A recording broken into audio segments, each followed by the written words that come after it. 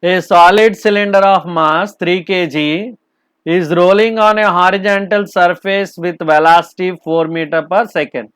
It collides with a horizontal spring of force constant 200 Newton per meter. The maximum compression produced in the spring will be.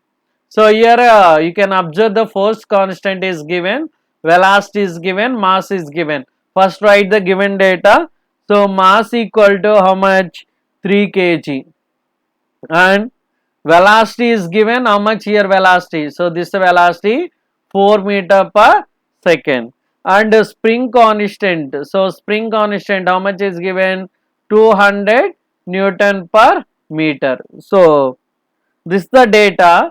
Now the formula is, so according to the data, according to the problem, so we can take the formula x square equal to 3 by 2 into mv square by k, mv square by k. So x square equal to 3 by 2 into m is nothing but how much? 3.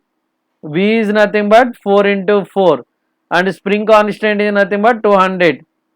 If you solve this entire thing, x value will get 0.6 meter. So do your own calculation, try your different method.